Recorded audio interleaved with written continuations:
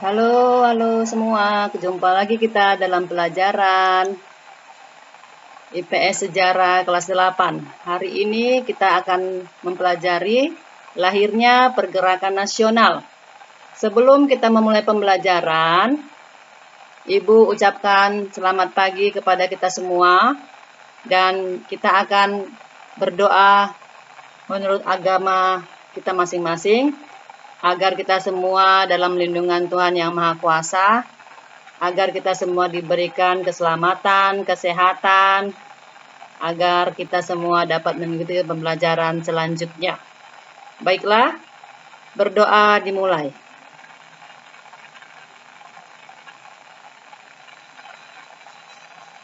Berdoa selesai.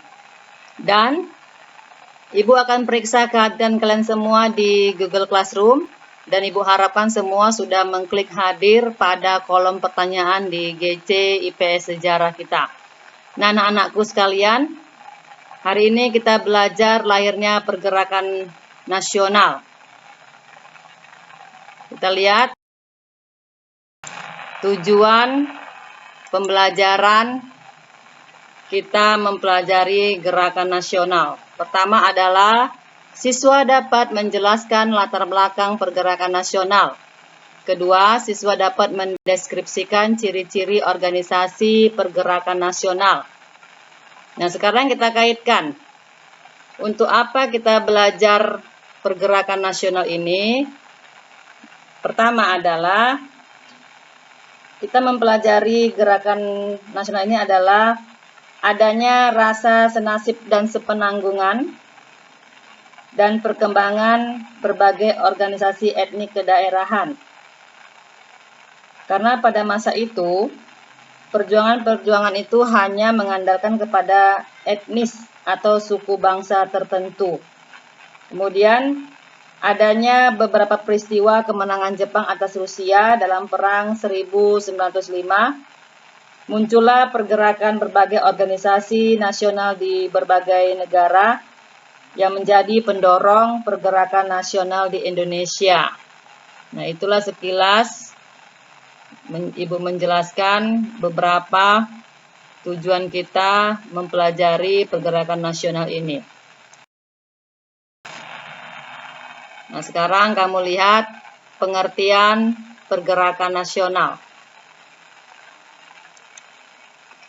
Pergerakan nasional Indonesia yaitu perjuangan bangsa Indonesia melawan kolonialisme dan imperialisme yang dilalui dengan mendirikan organisasi yang bersifat nasional dan tidak terikat lagi dengan perjuangan fisik, sporadis dan berbau kedaerahan, tetapi menggunakan organisasi yang bergerak di bidang sosial, budaya, ekonomi, dan politik.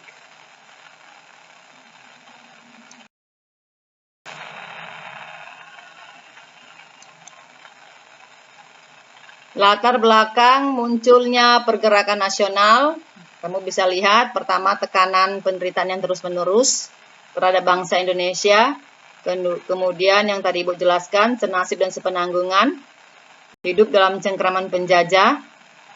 Yang ketiga, rasa kesadaran nasional harga diri menyebabkan kehendak untuk memiliki tanah air dan hak untuk menentukan nasib sendiri.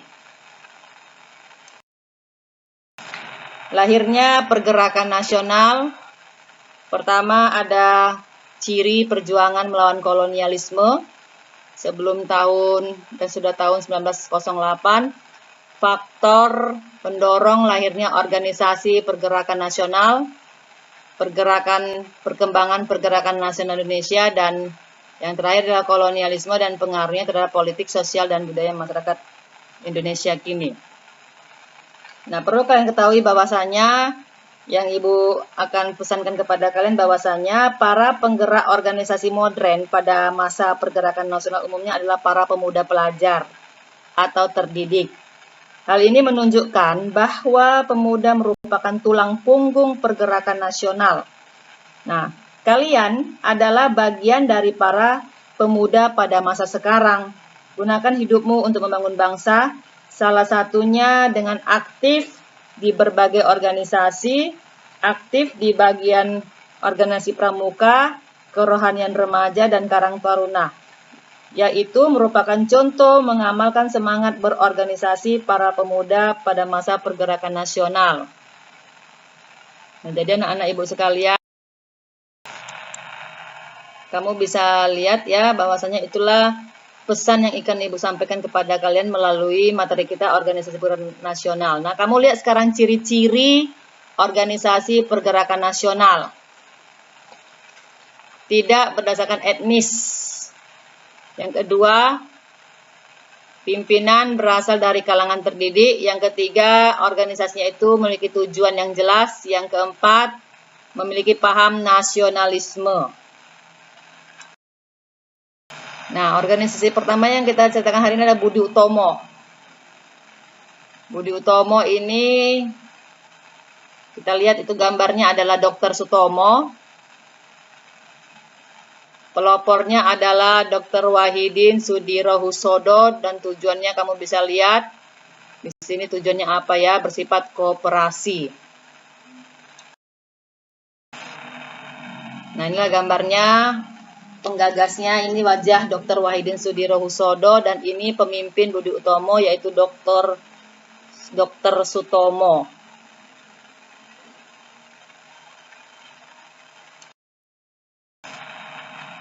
Jadi Budi Utomo ini adalah organisasi yang didirikan tanggal 20 Mei 1908 yang kita kenal sebagai Hari Kebangkitan Nasional.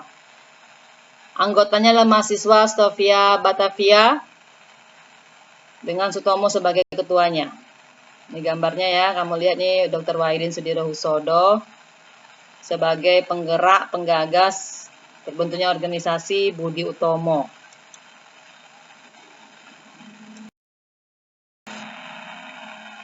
Tujuannya didirikan Budi Utomo memajukan pengajaran, pertanian, peternakan, perdagangan, serta teknik industri dan menghidupkan kembali kebudayaan.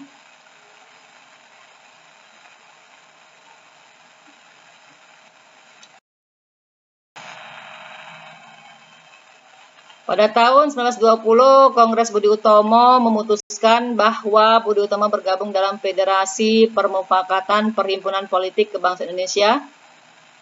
Dan mulai saat itu Budi Utomo menjadi organisasi terbuka dan menerima etnik lain atau suku yang lain.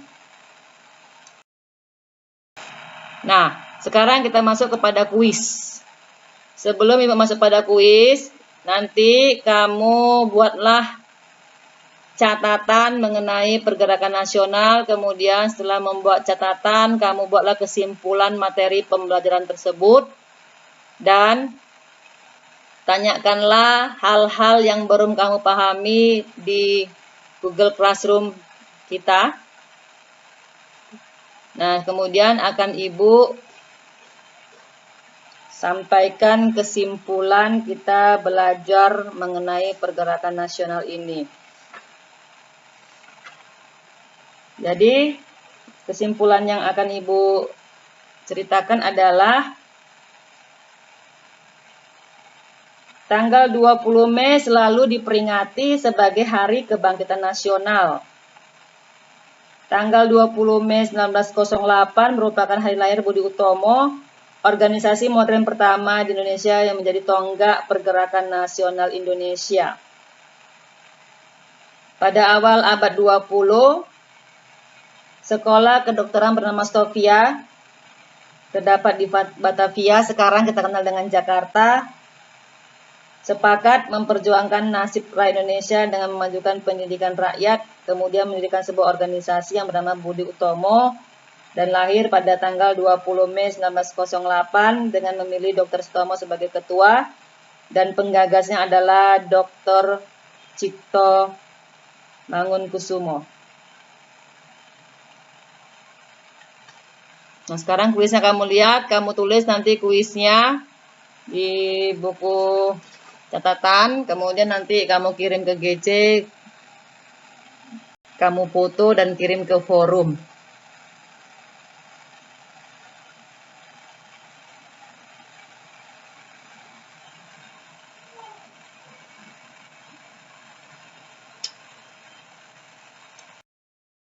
Dan Ibu ucapkan terima kasih atas perhatian anak Ibu semua, dan materi selanjutnya kita akan membahas mengenai Serikat Islam. Setelah kita mempelajari Budi Utomo, kita akan membahas mengenai Serikat Islam, yaitu Pergerakan Nasional Organisasi yang kedua. Ya, terima kasih anak-anak ibu sekalian. Selamat pagi.